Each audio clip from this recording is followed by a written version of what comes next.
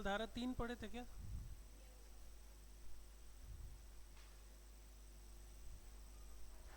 संख्या अचानक से गिर गई है, ज़्यादा पढ़ लिए लोग। खैर मुद्दे पे, ये टेस्ट की वजह से। हाँ, धारा 3 में से बहुत सारे सवाल पूछे गए हैं। पहला पूछा गया धारा 3 का सवाल, 2019 में अनुसूचित जाति जनजाति अधिनियम 1989 की धारा 3 क्या है बताइए। 4 नंबर में सवाल आया था। फिर 2021 में पूछा गया है किन्हीं 8 प्रकार के अत्याचार के अपराध का वर्णन करिए जिनका उल्लेख अनुसूचित जाति जनजाति अधिनियम की धारा 3 में किया गया है। तो ये 2021 में पूछा गया है। 2018 में 15 नंबर में पूछा गया है कि अनुसूचित जाति जनजाति अधिनियम 1989 के अंतर्गत कौन कौन से अत्याचार का वर्णन है। 2018, 2021, 2019, 2022 में भी एक सवाल आया है यहीं पे। धारा 3 से ही सवाल ज़्यादातर आए हैं और धारा 3 को अच्छे से पढ़ लिया है, पढ़ना चाहिए, प्रिपेयर करना चाहिए। बाकी की धाराएं इसमें बहुत ज़्यादा इंपॉर्टेंट नहीं बनती हैं। बाकी की धाराएं ऐसे ही हैं जो ना भी पढ़ोगे तो काम चलेगा, लेकिन ना पढ़ने का कोई ऑप्शन तो है नहीं हम लोग के पास, तो हमको पढ़ना ही पड़ेगा। जैसे धारा 4, क्या है कोई ऑप्शन क्या नहीं पढ़ने का? अगर नहीं है तो बताओ, फिर अगर है तो वैसा कोई ऑप्शन छोड़ा जाए, छोड़ दिया जाए। कोई इतना रट्टा तो मार ही नहीं सकते आप ना, इतना नहीं मार सकते। जो काम काम की चीज़ें वो पढ़ लेते हैं। लिखिए धारा 4 है, कल लिखवाया था क्या? नहीं लिखवाया, थोड़ा सा लिखवाया था। अंग्रेजी में लिख लीजिए कि हिंदी में लिख रहे हैं? अच्छा हिंदी में लिख रहे हैं। लिखिए कर्तव्यों के उपेक्षा, कर्तव्यों के उपेक्षा लोक सेवक द्वारा किए जाने पर दंड। कर्तव्यों की उपेक्षा लोक सेवक द्वारा किए जाने पर दंड।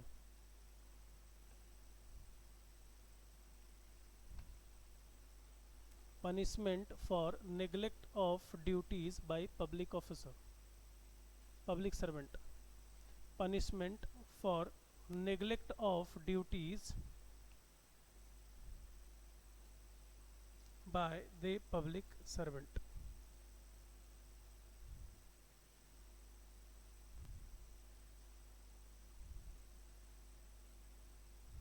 देखो पब्लिक सर्वेंट की बहुत सारी ड्यूटीज हैं, पहले तो ये समझ लो।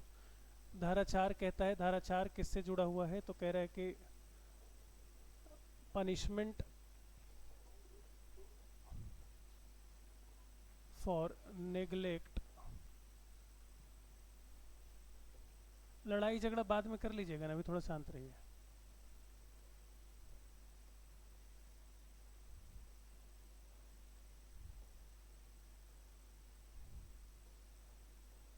तो उसको सजा का प्रावधान, ये तो ठीक बात है, पर यहाँ से एग्जाम में ये नहीं पूछेगा। एग्जाम में जो आपसे सवाल पूछेगा वो पूछेगा कि पब्लिक सर्वेंट का ड्यूटी क्या है। पहले तो यही बता दो कि उसकी ड्यूटीज क्या है, पहले तो यही बता दो। वो पूछेगा कि उसके कर्तव्य क्या है। अगर कर्तव्य हमको पता रहेगा तब तो उसकी उपेक्षा की जाएगी, और उपेक्षा करने का इसलिए सजा देंगे। तो पहले तो पूछा जाएगा कर्तव्य क्या है, यही बता दो कि क्या है उसके कर्तव्य। तो कर्तव्य क्या क्या है? तो कोई व्यक्ति अगर SC ST का आता है तो सबसे पहले उसको उसके अधिकारों की जानकारी देना, ये कॉमन है, हर एक में यही पढ़ना है कि क्या करना है, उसके अधिकारों की जानकारी देना, अधिकारों की जानकारी देना। फिर और क्या एक अधिकार कर्तव्य हो सकते हैं? सर उसको संरक्षण देना, या तो खुद दे या उपलब्ध करवाए। किसको किसको संरक्षण देना है? तो सर ये जो पीड़ित व्यक्ति है उसको दो, सर इसके कोई गवाह हैं, साक्षी है उसको दो, विटनेस है उसको दो, जो पर्सन वहां पर विक्टिम है उसको दो। तो उसको अधिकारों की जानकारी दो, संरक्षण उपलब्ध करवाओ।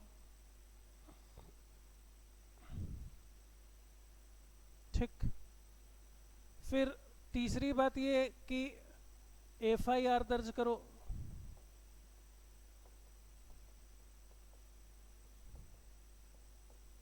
FIR दर्ज करो। अभी यहाँ पर बहुत सारी चीज़ें हैं। FIR दर्ज करो सिर्फ ये नहीं कि FIR लिख लिया, हाँ जाओ घर, हम कार्रवाई करके बताएंगे, ऐसा नहीं है। FIR दर्ज करने के दौरान उसके कई सारे अधिकार हैं।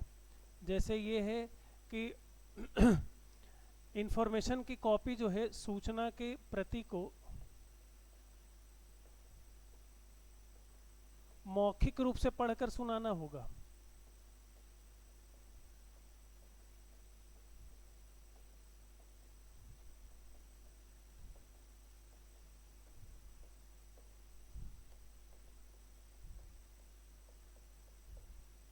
To explain and to read and explain, to read and explain orally, to read and explain orally the copy of information, to copy of information। फिर दूसरा, सूचना की एक प्रति उपलब्ध करवाना।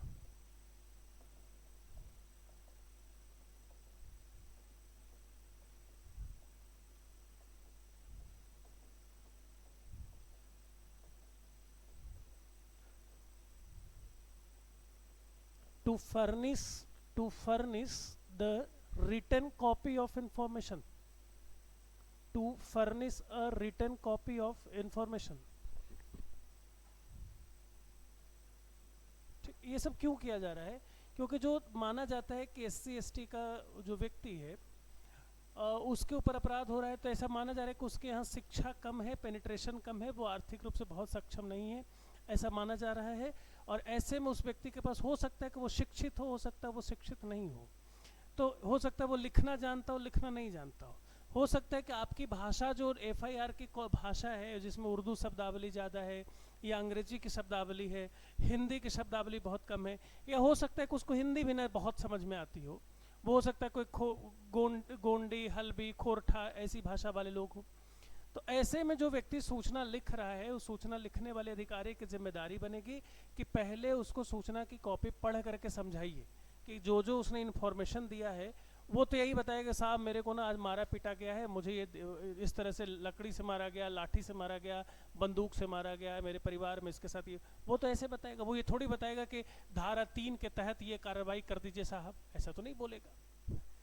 तो जब वो ये नहीं बोलेगा तो उसको समझाना पड़ेगा कि हमने ये धाराएं लगाई हैं, इन धाराओं में ये अधिकार हैं तुम्हारे, और यह सजा का प्रावधान है, इन बातों के कारण हमने फलाना फलाना धाराएं लगाई हैं।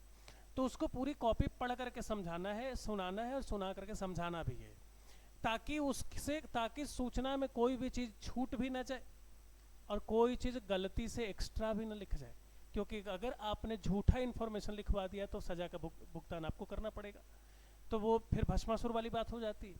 तो इसलिए उसको पूरी बातें समझानी है कि क्या क्या चीज़ें हैं।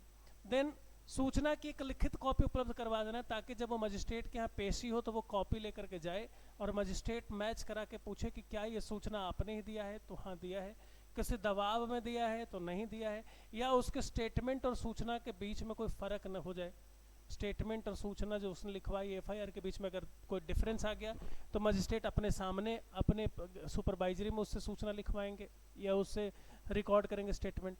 तो सूचना की कॉपी उपलब्ध करवाना है। इसके बाद मामले की जांच करनी है, इसके बाद मामले की जांच करनी है, और जांच के रिपोर्ट को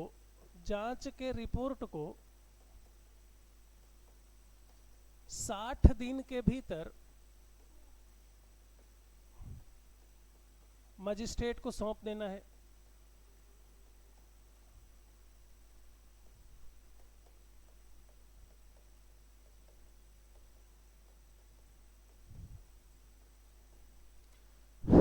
साठ दिन के भीतर मजिस्ट्रेट को सौंप देना। लिख लीजिए, to conduct the investigation and file charge sheet, to conduct the investigation and file the charge sheet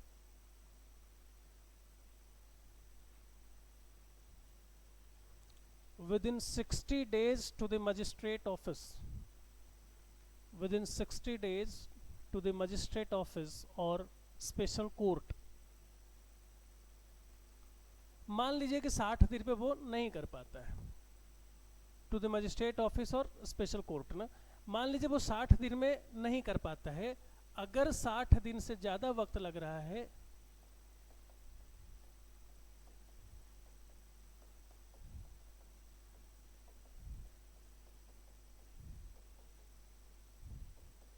तो लिखित रूप में सूचना देनी पड़ेगी।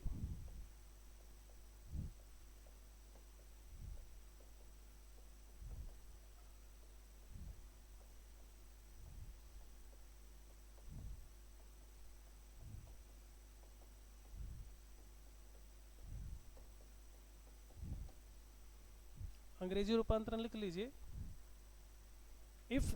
if there is any delay, if there is any delay, he has to explain in writing, he has to explain in writing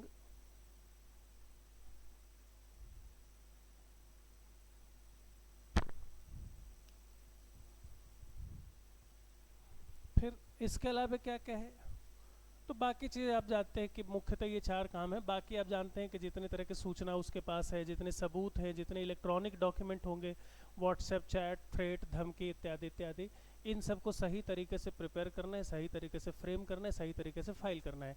कोई झूठा आरोप ना लगाए, कोई सबूत के तौर पर किसी रिकॉर्ड को वो रख रहा है तो पहले जांच कर ले कि वास्तव में ये सबूत है भी या फिर एक मैनिपुलेटेड है, या जो भी है वो चेक करना उसकी जिम्मेदारी बनती है। ये सब काम अगर वो यह सब नहीं कर पाता है, इन सब में कहीं पर डिले करता है, तो उसके ऊपर क्या होगी, कार्रवाई होगी। और ये कार्रवाई करने का अधिकार उस स्पेशल कोर्ट को है, मजिस्ट्रेट को है कि वो कितना सजा देना चाहते हैं।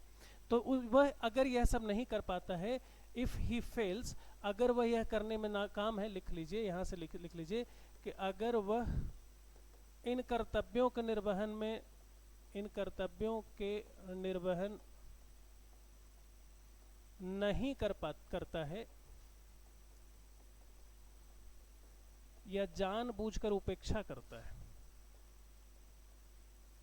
नहीं करता है या जानबूझकर उपेक्षा करता है, अगर वह इन कर्तव्यों का निर्वहन नहीं करता है या जानबूझकर उपेक्षा करता है,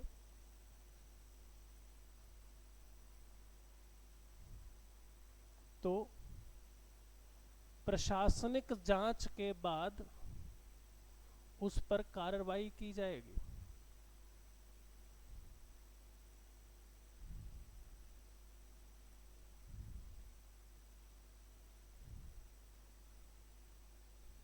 उस पर कार्रवाई की जाएगी। साथ ही उसे 6 माह से 1 साल तक के कैद की सजा हो सकती है।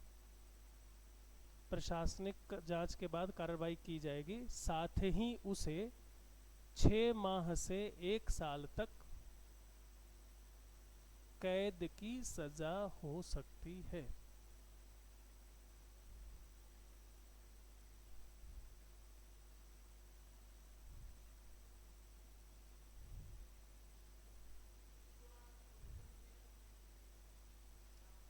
जब वो जेल में रहेगा,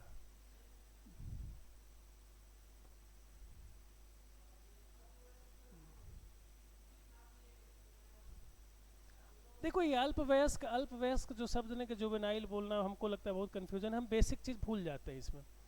अल्पवयस्क के मामले में सुप्रीम कोर्ट ने अभी हाल ही में मुंबई के एक बॉम्बे हाई कोर्ट के फैसले पर सुप्रीम कोर्ट ने टिप्पणी किया, कहा कि अल्पवयस्क की आयु आधार कार्ड से नहीं मापी जाएगी। कौन अल्पवयस्क है, उसका मेंटल वयस्कता कितनी है। अगर कोई व्यक्ति कंप्यूटर चला ले रहा है, कार चला ले रहा है, हवाई जहाज उड़ा दे रहा है और उसकी आयु 18 वर्ष से कम है, तो वो वयस्क अल्पवयस्क थोड़ी है, नहीं है। सुप्रीम कोर्ट ने कहा कि आयु ऐसे नहीं मापेंगे, बोन टेस्ट करो उसका, उसके बोन मैरो को देखो कि कितना डेवलप हो गया है। आयु भले वो पैदा पहले हुआ होगा या बाद हुआ होगा, पर बोन मैरो टेस्ट अलग तरीके से बताता है। ये किस मामले में आया था मैं बता रहा हूँ। ये अल्पवयस्क एक माइनर गर्ल के साथ रेप के मामले में आया था। वो माइनर गर्ल पहले लिव इन में रहती और अपने आप को फिर कह देती कि मेरा रेप हुआ। कोर्ट ने कहा कि कैसे माइनर माने तुमको, लिव इन में रहने का डिसीजन तुमने मान लिया है, तो मानसिक रूप से इतने सक्षम हो, बौद्धिक रूप से तुम सक्षम हो, और माइनर कैसे हो। माइनर तब होते जब तुम खेल खेल में कोई काम करते। तो ये सुप्रीम कोर्ट ऐसा गाइडलाइंस दिया। तो ये अल्पवयस्क के मामले में ठीक बात है कि नियम बनाया जाता है उम्र के आधार पर सच्चाई है कि उम्र के आधार पर कोई क्राइटेरिया बहुत नहीं है। सुप्रीम कोर्ट उसमें मानसिक तौर पर देखता है कि अल्पवयस्क है कि नहीं, तो इसलिए उसमें कोई क्लियर डिवीजन नहीं है। बाकी बात आती है, बेचारे अंग्रेजी माध्यम वाले ऐसे बैठे हैं, लिख लो, अंग्रेजी में लिख लो, अंग्रेजी में लिख लो।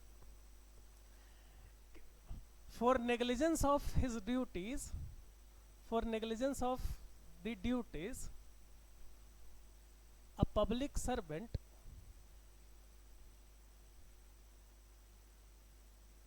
can be punished or booked, can be punished or booked, BOOKED, can be booked on recommendations of administrative inquiry, on recommendation of administrative inquiry,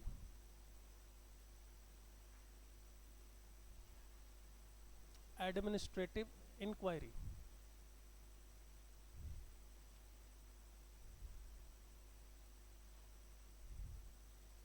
This punishment can be, this punishment shall not be, this punishment shall not be, this punishment shall not be less than 6 months, this punishment shall not be less than 6 months and can extend up to 1 year, and can extend up to 1 year, can extend up to 1 year. किसका है? आपका है, आप ही का तो गिरते रहता है ये, आपका नहीं, उठा लेना है तो आप ही। चलो ठीक, नेक्स्ट सेक्शन 5। आई होप इसमें किसी को कोई डाउट तो नहीं आया होगा, समझ में आ गया होगा ना। नेक्स्ट लिखिए, अपराध की पुनरावृत्ति होने पर सजा में विस्तार। अपराध की पुनरावृत्ति होने पर सजा में विस्तार का प्रावधान। अपराध में पुनरावृत्ति होने पर सजा में विस्तार का प्रावधान। इनहैंस्ड पनिशमेंट, जब लिखवाता हूँ तो कुछ और में वो बात कर रहे होते हो, फिर बाद में छूट जाते तो ढूंढते रहते हो दोनों लोग, पता नहीं क्या। लिखो इनहैंस्ड पनिशमेंट, जो छूट गया सो छूट गया, अब खत्म करो, आगे बढ़ो। Enhanced punishment for subsequent conviction, enhanced punishment for subsequent conviction. बात समझ में आ गई होगी आपको कि कोई व्यक्ति बार बार कन्विक्ट हो रहा है, बार बार उसको अगर कन्विक्शन मिल रहा है, बार बार सजा याफ्ता है, बार बार वो अपराध कर रहा है और सजा मिल रही है, तो पहली बार में तो सजा कम दी जाएगी, दूसरी बार में सजा, पहली बार में कितनी सजा दी गई थी? 6 माह से 5 साल, मतलब मिनिमम 6 महीने की सजा पहली बार दी गई थी। अगर दूसरी बार जाएंगे तो मिनिमम 1 साल की सजा दी जाएगी, दूसरी बार जाएंगे तो मिनिमम 1 साल की सजा दी जाएगी, और तीसरी बार गए तो मिनिमम 2 साल की सजा दी जाएगी। ये आगे वाला तो अप टू लाइफ भी हो सकता है, अप टू लाइफ इम्प्रिजनमेंट भी हो सकता है, उम्र कैद तक हो सकता है। ठीक, तो लिख लीजिए, अपराधों की पुनरावृत्ति होने पर सजा 1 साल से अधिक,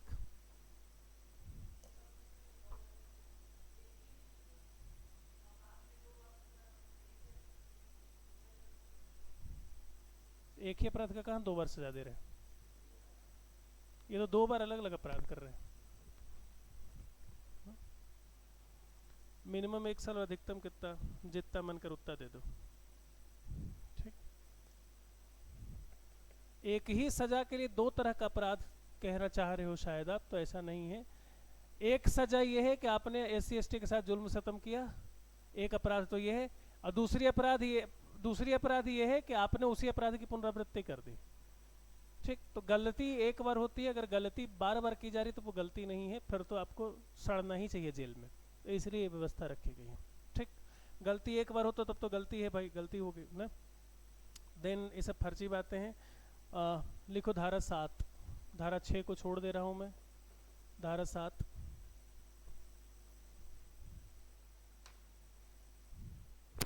ठीक, कुछ विशेष व्यक्तियों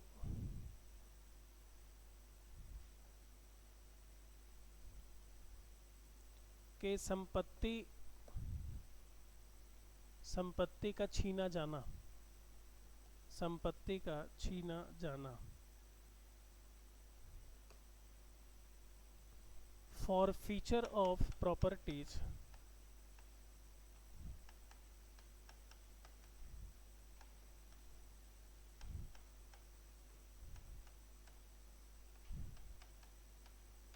of certain person,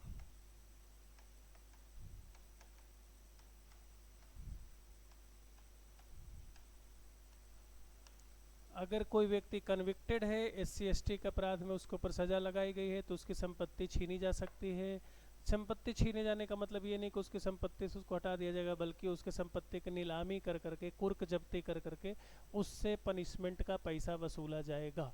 जैसे मान लो कि किसी SC/ST व्यक्ति की हत्या हो जा रही है और मैंने जानबूझ के उसकी हत्या कर दी क्योंकि वो SC/ST से था, तो मेरी संपत्ति को बेच बाच कर करके मेरी संपत्ति को किसी तरह से जितना पैसा आएगा वो पूरे पैसे लेकर के उस व्यक्ति को मदद की जाएगी। तो कुछ खास व्यक्ति जो सर कन्विक्टेड है उस पर कोर्ट आदेश दे सकता है कि उनकी संपत्ति से उसको वंचित कर दिया जाए, फॉरफिट कर दिया जाए, वंचित कर दिया जाए, उसकी संपत्ति पर अब उनका अधिकार नहीं रहेगा। ये लिखा गया है उसमें, इसके तहत लिखा गया। ठीक, देन लिखिए, कुछ नहीं लिखिए, फिर ऐसे ही छोड़ दीजिए। देन लिखिए धारा 10, धारा 10 ये काम की चीज है थोड़ा। धारा 10 पर आई, लिखिए ऐसे व्यक्ति को हटाया जाना, ऐसे व्यक्ति को हटाया जाना जिसके अपराध किए जाने की संभावना है, ऐसे व्यक्ति को हटाया जाना जिसके अपराध किए जाने की संभावना है।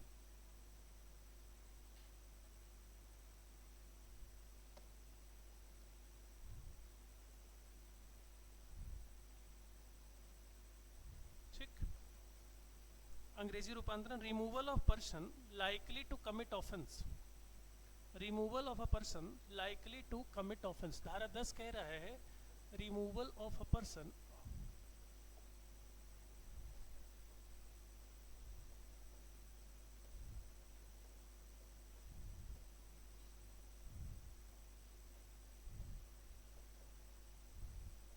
ये एकदम बड़े ध्यान से समझो ये क्या कहना चाह रहे हो, क्यों ये इंपॉर्टेंट बन जाता है। भारत के संविधान में ना कई तरह के गिरफ्तारी की बात की जाती है। आप जब सेक्स आर्टिकल 22 पढ़ते हैं तो उसमें 2 तरह की गिरफ्तारी है। एक गिरफ्तारी कौन सी है, निवारक, और एक क्या है, दंडनीय वाला। ठीक ठीक बात समझ आ गई। एक प्यूनिटिव डिटेंशन और एक प्रिवेंटिव डिटेंशन। अगर कुछ लोगों को पल्ले नहीं पड़ रहा है, धारा 22 में पढ़ोगे तो डिटेन करने का, गिरफ्तार करने का, हिरासत में ले जाने के 2 तरीके हैं। एक को कहते हैं प्यूनिटिव और एक को कहते हैं प्रिवेंटिव। इसको शायद निवारक कहते हैं हिंदी में, और इसको क्या कहते हैं, दंडात्मक कहते हैं। इसको दंडात्मक कहते हैं। दंडात्मक में किसी व्यक्ति को हिरासत में तब लिया जाता है जब उसके द्वारा अपराध हो चुका है या वह अपराध का आरोपी या दोषी है। ठीक, अपराध हो चुका है और उस अपराध का आरोपी या दोषी है, तो उस केस में उसको जो गिरफ्तार किया जा रहा है मजिस्ट्रेट के द्वारा आदेश देने पर, वो कहलाता है प्यूनिटिव, कि सजा के लिए आपने गिरफ्तार किया हुआ, उसको जेल में बंद कर दिया है। पर गिरफ्तारी दूसरे तरह की ये है कि अभी अपराध नहीं हुआ है लेकिन अपराध होने की संभावना है। It is likely to commit offence. ठीक, लाइकली टू कमिट ऑफेंस, अपराध होने की संभावना है, तो उसको क्या बोलते हैं, प्रिवेंटिव। कि अपराध हुआ नहीं है, किसी SC/ST पर जुल्म हुआ नहीं है, पर अदालत इस बात को लेकर के एकदम श्योर है, उसको भरोसा है, मजिस्ट्रेट को यह विश्वास है कि इस व्यक्ति के यहाँ पर होने से हो सकता है कि SC/ST वाले लोगों पर कोई ना कोई अपराध हो जाए। कोई भाषण दे दिया ऐसा मैंने जिसमें उकसा दिया गया लोगों को, 2 लोग मिलकर के मार दें। हो सकता है मैंने किसी 2-4 लोगों को यहाँ पर ऐसा कुछ कर दिया जिससे आपस में लोग लड़ने भिड़ने लगे। तो इस तरह से मुझे लग रहा है कि मेरे वहाँ पर होने से कोई अपराध हो सकता है। तो ऐसे में अदालत क्या कह सकती है कि इस व्यक्ति को वहाँ से हटा दो, इस व्यक्ति को वहाँ से हटा दो। तो ये एक तरह से प्रिवेंटिव डिटेंशन की तरह ही है। प्यूनिटिव डिटेंशन में व्यक्ति को गिरफ्तार करके जो 6 माह 1 साल जेल वेल अभी तक हम लोग पढ़ रहे थे, ये प्रिवेंटिव डिटेंशन, प्यूनिटिव डिटेंशन था। पर 10A किसकी बात कर रहा है, वो कह रहा है कि प्रिवेंटिव रूप से भी आप क्या कर सकते हैं, प्रिवेंटिव स्टेप भी ले सकते हैं, निवारक कदम भी उठा सकते हैं कि किसी खास समाज के किसी वर्ग में किसी व्यक्ति के होने से सजा के अपराध के होने की संभावना है, तो संभावना के आधार पर ही उस व्यक्ति को क्या करिए, वहां से हटा दीजिए। ठीक, और ऐसा हटाने के लिए कितने साल तक, तो 3 साल तक हटाया जा सकता है कि 3 साल से। जैसे मान लो कि मेरे मोहल्ले में रहने से अगर लग रहा है कि मैं उस मोहल्ले में हूँ और मेरे होने से वहाँ पर SC/ST का कोई जुल्म सितम हो जाएगा, तो मुझे वहाँ से 3 साल तक के लिए अदालत क्या कर सकती है, हटा सकती है। अलग बात है कि चूंकि अब हटाया जाएगा तो मेरे पास भी वहाँ पर क्या है, मेरा जमीन जायदाद घर परिवार सब कुछ है, यानी कि राइट टू प्रॉपर्टी है, मेरा संवैधानिक अधिकार है। राइट टू शेल्टर है, वहाँ पे मेरा घर है, आवास है, राइट टू शेल्टर मेरा फंडामेंटल राइट है, और आप मेरे को कह रहे हैं कि हटा दीजिए। तो किसी दूसरे के अधिकार को बचाने के लिए आप मेरे फंडामेंटल राइट का क्या कर रहे हैं, हनन कर रहे हैं। ऐसे में मेरे पास ये अधिकार होगा कि 30 डेज के अंदर मैं क्या कर सकता हूँ, अपील कर सकता हूँ। 30 दिन के अंदर इस आदेश के खिलाफ मैं अपील करूंगा, और अगर उच्चतम न्यायालय या उच्च न्यायालय को लगता है कि यह जो विशेष अदालत ने आदेश दिया था कि मुझे यहाँ से हटाया जाए, यह आदेश गलत है, तो 30 दिन के अंदर उस आदेश को क्या कर दिया जाएगा, खारिज कर दिया जाएगा। पर 31वां दिन वो खारिज नहीं होगा, 30 दिन के अंदर ही वो क्या होना है, खारिज होना है। तो अगर आदेश मतलब इसमें दो बातें हैं, एक कि अगर अदालत को या कोर्ट को ये लग रहा है कि किसी व्यक्ति विशेष के होने मात्र से वहाँ पर कोई अपराध होने की संभावना है, तो उसे उस स्थान से क्या किया जाएगा, हटाया जा सकता है। हटाने के लिए कितने टाइम, तो 3 साल तक के हटाया जा सकता है, और यह ऑर्डर रिपीट भी हो सकता है, 3-3 साल करके बढ़ाया भी जा सकता है। तो वो तो मैटर नहीं है, मैटर ये कि हटाया जा सकता है, सिर्फ इतनी बात है कि मुझे वहाँ से हटाया जा सकता है। ठीक, फिर हटाए जाने के दौरान क्या होगा कि मेरे मौलिक अधिकारों का हनन हो रहा है, क्योंकि मैं वहीं पर घर परिवार लेकर के बसा हूं, तो मेरा राइट टू शेल्टर है, आवास का अधिकार है, और ये मेरा फंडामेंटल राइट है। तो मेरे फंडामेंटल राइट का हनन हो रहा है किसी और के फंडामेंटल राइट को बहाल करने के लिए। तो ऐसे में मेरे पास ऑप्शन है कि मैं क्या करूं, अपील करूं। अगर किसी विशेष अदालत ने ये फैसला दिया है तो मैं उसकी अपील कहाँ करूंगा, हाई कोर्ट में जाके कर सकता हूँ, और हाई कोर्ट को 30 डेज के अंदर ही सुनवाई करना होगा। और 30 डेज के अंदर अगर हाई कोर्ट को लग रहा है कि यह जो आदेश दिया गया है गलत है, तो उस आदेश को खारिज कर दिया जाएगा और मुझे नहीं हटाया जाएगा।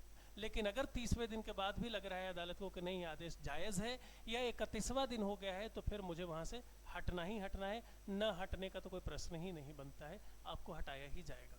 न हटेंगे आप तो आपको फिर एक पुलिस गाड़ी में बैठा करके बाइज्जत भाग जाएगा, है कि नहीं। अगर नहीं हटेंगे तो पुलिस आएगी, एक गाड़ी लेकर के आएगी, बढ़िया आपके लिए कारवार, और इज्जत के साथ आपको 2-4 हाथ लगा करके फिर भेज दिया जाएगा। तो या तो आप स्वेच्छा से हट जाइए या हटाया जा सकता है। ये पूरी व्यवस्था करता है कौन, धारा 10। और इसीलिए इसका महत्वपूर्ण बात है। क्यों महत्वपूर्ण है, पॉइंट को पकड़िएगा, क्यों एग्जाम में आने की संभावना, इस पॉइंट को पकड़िएगा कि इस जितने भी अपराध आप पढ़ रहे हैं और उसके लिए सजा की बात कर रहे हैं, वो कैसा है, प्यूनिटिव इन नेचर है, दंडात्मक इन नेचर है। पर धारा 10 का नेचर, प्रवृत्ति कैसी है, प्रिवेंटिव है, निवारक है। बात समझ में आ गई। तो बस इतनी सी बात लिख लीजिए कि धारा 10 के क्या है, प्रवृत्ति कैसी है, निवारक प्रवृत्ति का है। इसमें निवारक प्रवृत्ति के, निवारक प्रवृत्ति का है, धारा 10 निवारक प्रवृत्ति का है। ठीक, और मैं जितनी बातें बोल गया हूं धारा प्रवाह, उतनी बातें आपको पढ़ना है घर पे, और पढ़ करके क्या करना है, लिखना है अपने नोट्स में। कैसे लिखना है, तो नए से लिखना है।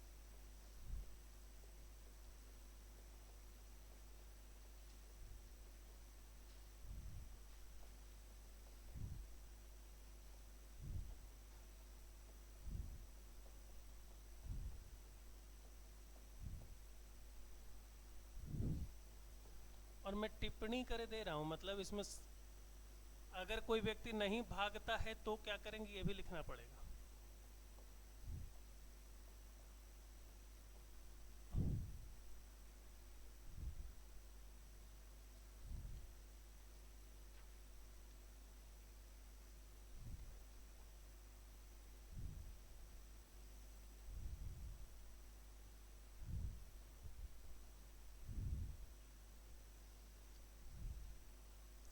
अब जब मैं लिखा हूं कि धारा 10 पर टिप्पणी करें, तो मैंने टिप्पणी करे इसलिए दिया है चालाकी से कि इसमें धारा 11 शामिल हो जाएगा। धारा 11 क्या कहता है, कहता है जो मैंने बताया कि देखो, धारा 10 ने कहा कि किसी व्यक्ति के ऊपर निवारक कदम उठाया जा सकता है, उसको उस इलाके से हटाया जा सकता है। ठीक, और धारा 11 कहता है कि अगर कोई व्यक्ति ऐसा करने में अगर असफल है, वह या तो खुद नहीं हट रहा है, या वह या तो कायदे से उसको खुद हट जाना चाहिए, या वो 30 दिन में किसी कारणवश नहीं हटा है, वो इसका मतलब क्या माना जाएगा कि वह कोर्ट के आदेश की क्या कर रहा है, अवहेलना कर रहा है। तो फिर उसको हटाया जाएगा, और हटाने की प्रक्रिया कुछ होगी, क्योंकि जब कोर्ट के आदेश क्या है, कानून होता है। धारा 13 के तहत, संविधान के अनुच्छेद 13 के तहत वो कानून है। और कानून, धारा 21 कहता है कि कोई भी कानून को लागू करना है तो कानून को उचित प्रक्रिया होनी चाहिए। तो किसी को हटाना है, हटाने की एक उचित प्रक्रिया होनी चाहिए। वो उचित प्रक्रिया किस में लिखी गई है, धारा 11 में लिखी गई है। तो बस अगली हेडिंग डालिए, छोटा सा धारा 11 लिख लीजिए। धारा 11 में क्या है, धारा 11 है प्रक्रिया की बात करते हैं। धारा 11 प्रक्रिया जो किसी व्यक्ति को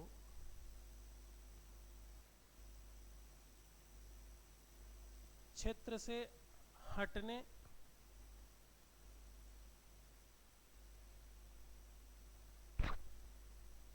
किसी व्यक्ति को उस क्षेत्र से हटने या हटाए जाने के बाद वापस आने से, किसी व्यक्ति को उस क्षेत्र से हटने या हटाए जाने के बाद वापस आने से रोकने के लिए है। किसी व्यक्ति को उस इलाके से हटने या हटाए जाने के बाद वापस आने से रोकने के लिए है। अंग्रेजी रूपांतरण, procedure on failure of a person to remove himself, procedure on failure of a person to remove himself, procedure on failure of a person to remove himself from area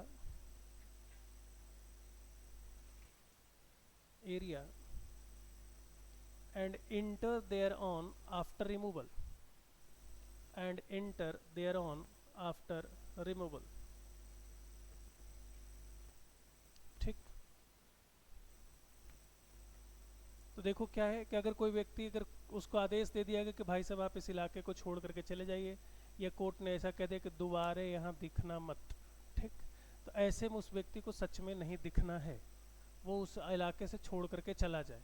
अगर वह उस इलाके को छोड़ करके नहीं जाता है, जिद्दी प्रवृत्ति का है, या वह चला गया एक बार दिखाने के लिए और वापस उस इलाके में आकर के रहना शुरू कर देता है, चला गया 2-4 दिन के लिए, लोगों को लगा कि अच्छा देखो कोर्ट का आदेश मान लिया, चला गया, फिर चुपके से रात के अंधेरे में वापस आकर के रहना शुरू कर देता है, तो ऐसे में उसके ऊपर क्या प्रक्रिया करी जाएगी, क्या प्रक्रियात्मक कार्रवाई की जाएगी?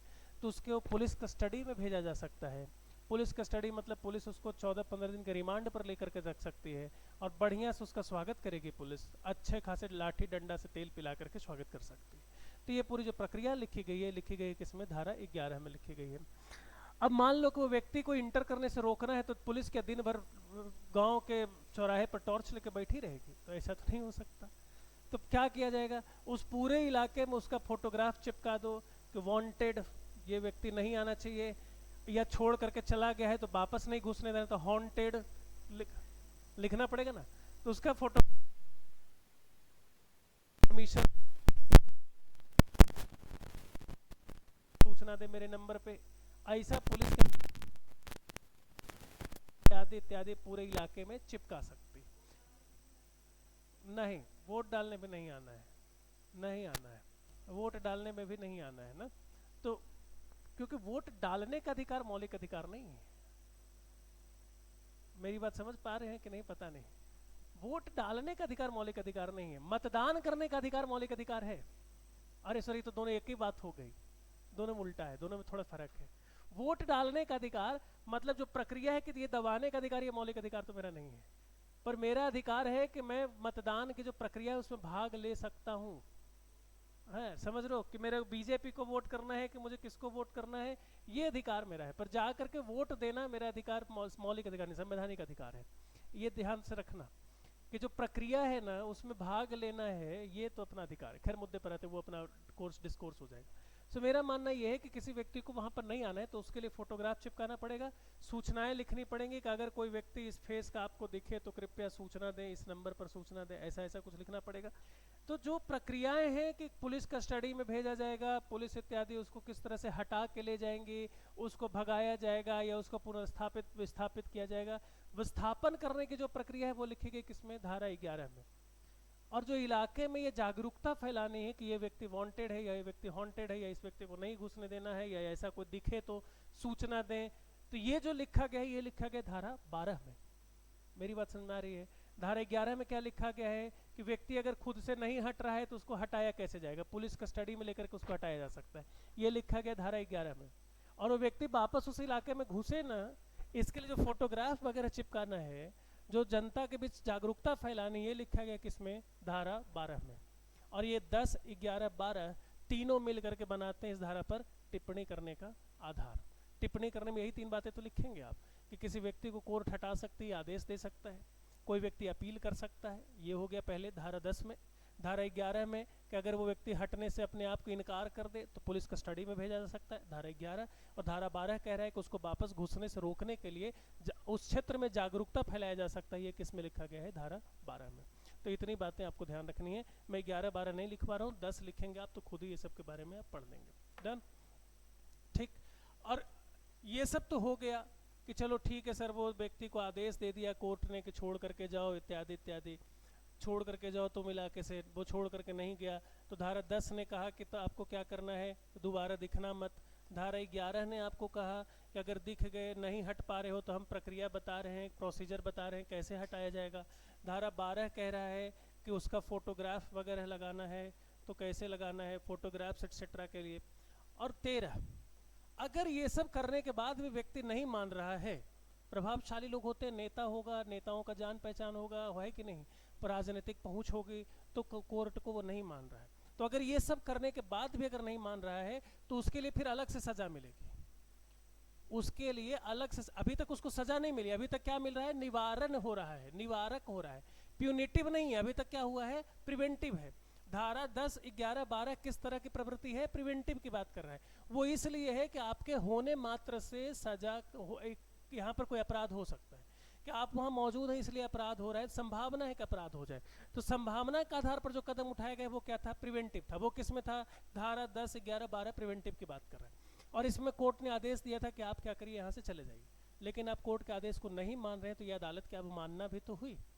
आप कोर्ट के आदेश को मानने से इनकार कर दे रहे हैं तो यह अदालत की अवमानना है। तो ऐसे में आपको सजा का भुगतान भी तो करना पड़ेगा। तो जो धारा 13 है वो कह रहा है कि धारा 10 के आदेश को न मानने पर सजा, धारा 10 के तहत दिए गए आदेश को न मानने के लिए सजा का प्रावधान है।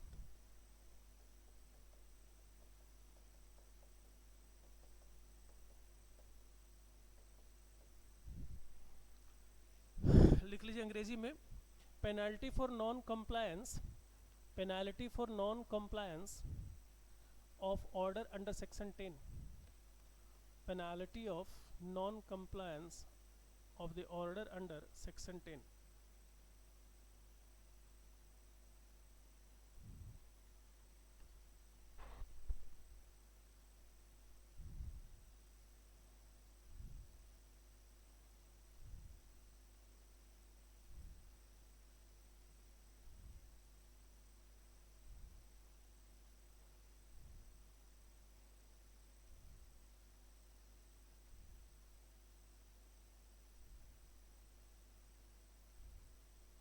हो गया, बात इतनी समझ में आ गई होगी।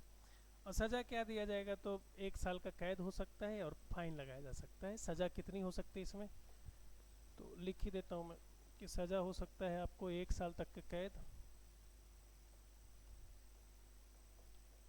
अभी आप लोग पता नहीं इस बात को समझ पा रहे कि नहीं, एक बड़ा मज़ेदार बात है यहाँ पे छुपी हुई है। मैं वही पढ़ रहा था कि ये क्या चल रहा है, या जुर्माना लगाया जा सकता है या दोनों लगाया जा सकता है। अच्छा देखो क्या बढ़िया चीज लिखी गई है, आप पता नहीं समझ पा रहे हैं कि नहीं इस बात। कोर्ट किसी को आदेश दे रही कि 3 साल तक के यहाँ दिखना मत, और अगर नहीं मान रहे तो 1 ही साल का जेल है। कौन सा भुगतना पसंद करोगे? आप देख रहे हो कि भारत के कानून कितना बढ़िया है। अदालत आदेश दे रही है कि आपको इस इलाके में 3 साल तक के नहीं दिखना है, आप कहे कि हम नहीं मानते हैं, तो आपको सजा कितने की मिलेगी, तो अल्टीमेटली कितने साल तक नहीं दिखना है, 1। अब ये तो डिपेंड करता है उस पर, रिलेटिविटी की थ्योरी पर ना। तो डिपेंड करता है, सबके लिए अपना अपना है। किसी के लिए 1 साल 1 सेकंड भी नहीं गुजरता है, किसी का 1 साल लंबा खींच जाता है। होता है ना कई बार, आपको छोड़ जाने दो, सुखबीर सर का डिपार्टमेंट में नहीं घुसेंगे, शायराना अंदाज नहीं आओ मुद्दे पे। सो फायदा यही वाला, मुझे तो फायदा यही दिख रहा है। 3 साल का आदेश दे, हम नहीं मानेंगे, 1 साल का कैद मिलेगा, फायदा तो यही दिख रहा है। 2 साल फिर वापस जाएंगे, फिर उत्पात मचाएंगे। ऐसा नहीं है, ये 1 साल के कैद के बाद फिर 3 साल बाहर रहना पड़ेगा।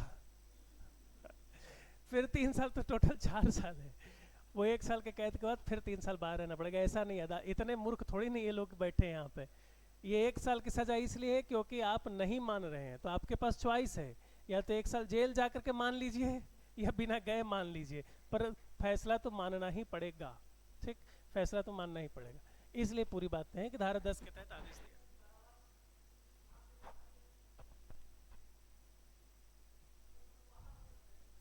यार मतलब मान लो कि मैं यहीं इस स्थान पर रह रहा हूँ, तो मेरा कारावास कहाँ बनाया जाएगा? सेंट्रल जेल में ना।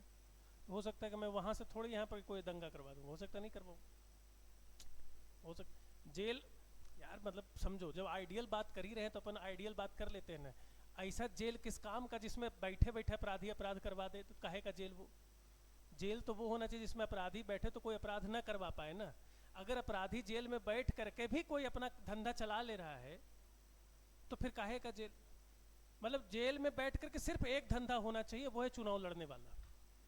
एक ही अपराधी काम कर सके, बाकी कोई अपराधी काम ना करे। अगर बाकी अपराधी काम कर ले रहे हैं इसका मतलब तुम जेल तो नहीं बनाए हो, तुम ऐसे ही उसको खेल बनाए हो। ठीक, तो ये जेल ऐसा नहीं है, यही बात, इतनी सी बात है। हाँ, क्या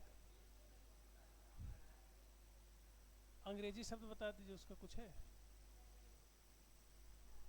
फरारी काटना नहीं पता पर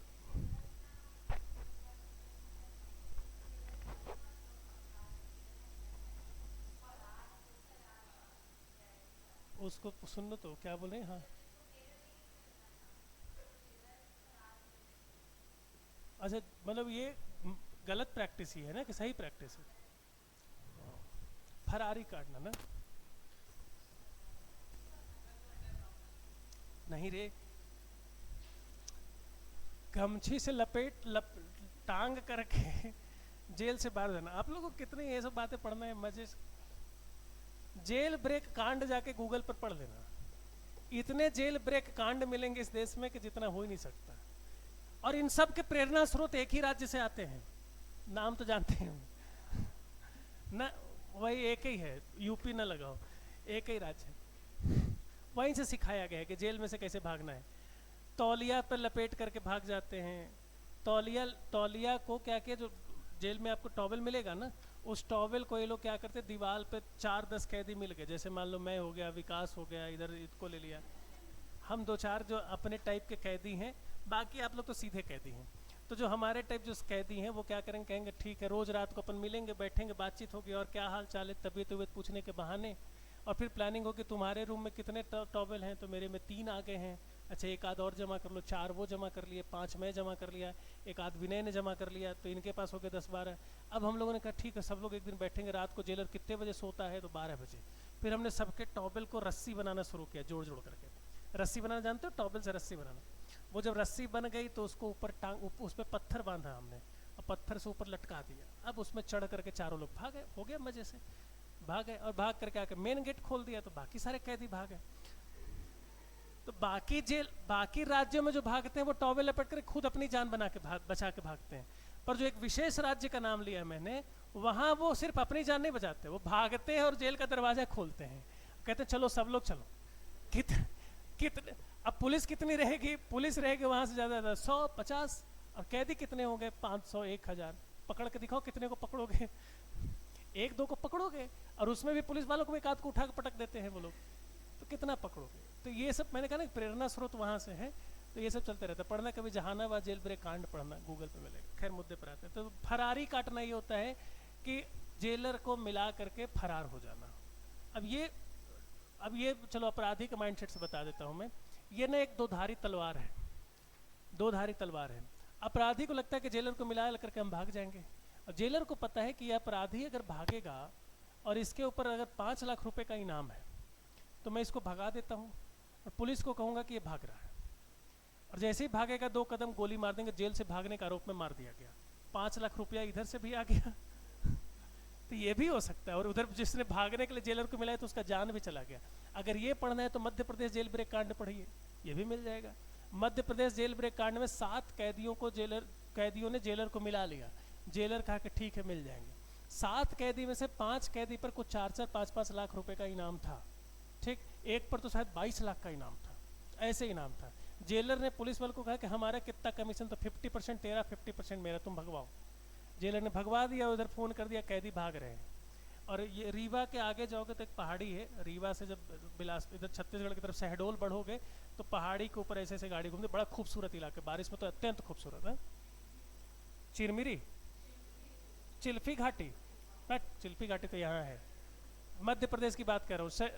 मध्य प्रदेश की बात करूँ, रीवा से शहडोल बढ़ोगे तो वहाँ पे मिलेगा। हाँ, सीधी जिला, एकदम सही बोली हैं, सीधी जिला, जहाँ से अभी सांसद कोई महिला थे मिश्रा जी, तो एकदम सही बोले। सीधी जिला के ठीक पहले रीवा और सीधी जिला के बीच में खूब पहाड़ियाँ हैं, और वहीं पर पहाड़ी पर जेलर ने भगा दिया कैदियों को, और हाल चाल पूछ बकायदे कि तुम लोग भाग गए हो, तो हाँ। सब सुरक्षित जगह हो, तो हाँ एकदम सुरक्षित जगह। कहाँ पर हो, तो बता दिया। जेलर ने पुलिस को भेज दिया और सबको वहीं पर मार दी पुलिस ने। फर्जी इनकाउंटर केस हुआ था, नेशनल ह्यूमन राइट कमीशन ने इसको उजागर किया कि फर्जी इनकाउंटर केस था। पैसे लेने के लिए जेलर ने भी भगा दिया, पुलिस ने भी मार दिया। तकरीबन 50-60 लाख रुपए हो गया था, 30 लाख जेलर का, 30 लाख बाकी पुलिस वालों का। 5 पुलिसकर्मी थे, 6-6 लाख ले लिए। 6 गोली में 6 लाख रुपए मिल गया, वो गोली भी किसकी, सरकार की। ऊपर से सर्टिफिकेट भी मिला कि आपने क्या महत्वपूर्ण अपराधियों को आपने मार दिया है, हो गया। जेलर को सस्पेंशन मिलेगा 3 महीने, 3 महीने के सस्पेंशन में अगर 30 लाख रुपए मिले तो मैं तो 3 बार सस्पेंड हो जाऊँ, है कि नहीं। फायदा है। तो सरकार ऐसे चलती है, मतलब आप समझ रहे हो कि भ्रष्टाचार का उस लेवल पर है जहां आप सोच नहीं सकते हैं। और मेरा तो काम ही है आपको भ्रष्टाचार के लिए ट्रेन करना, ठीक है। तो ये सब है। देन कम्स धारा 14, ओपन जेल ना। हाँ, ये भी एक खुली जेल है जिसमें लोगों को कुछ अच्छे कैदी टाइप होते हैं। जैसे मान लो कुछ अच्छे कैदी हैं, आप लोग सीधे कैदी हैं, तो सजा दे दिया गया तो उसको खुली जेल, उसको उतना कैद में नहीं रखा जाए, तो उसको सारी आज़ादी दी जाती है कि आप पुलिस के साथ जाकर के बाहर बाहर पे काम कर सकते हैं, घूम सकते हैं। खुले जेल में बहुत ज़्यादा प्रतिबंध नहीं होता है। जेल में बहुत प्रतिबंध है, आपको आने जाने की कार्यवाही पर रोक है, पर खुले जेल में बहुत प्रतिबंध नहीं होता। ओपन जेल रखा है, दुनिया भर के कई देशों में ओपन जेल सिस्टम रखा हुआ है, क्योंकि वहाँ पर नागरिक बहुत ईमानदार है। ठीक, वहाँ पर ओपन जेल का सिस्टम रखा हुआ है कि आप कम्युनिटी सर्विस देने के लिए आपको भेजा जाएगा। मतलब जैसे जेल के अंदर बंद बंद आदमी पागल हो जाता है। जेल के अंदर ना, जेल के अंदर रहना सजा नहीं है कि जेल के अंदर रहना, वो तो हम लोग भी आजकल जैसे जैसे इंसान डेवलप हो रहा है, घर के बजाय जेल ही बना रहा है। पहले अपन कहीं रहते थे खुले मैदान में, फिर थोड़ा छोटा सा जेल खोजा जिसको कंदरा और गुफा कहते थे, फिर धीरे धीरे लकड़ी से और पत्तों से हमने अपना घर बनाया, फिर पत्थरों से बनाया, फिर ईंट से बनाया, और आजकल तो बड़े बड़े जेल बना ले रहे हैं हम लोग। चारों तरफ से फोर्टिफाइड घर है हम लोगों, तो जेल ही तो बना रहे हो असल में, है कि नहीं। तो हम लोग जेल में ही रह रहे हैं, लेकिन जेल और घर में इतना अंतर है कि घर में रहने के बाद आपको बाहर जाने की स्वायत्ता है, स्वच्छंदता है, आप खुली हवा में सांस ले सकते हैं। जेल के अंदर बंद है तो बंद है, ठीक। तो ये वहाँ पर दिक्कत है। ओपन जेल यही सिस्टम देता है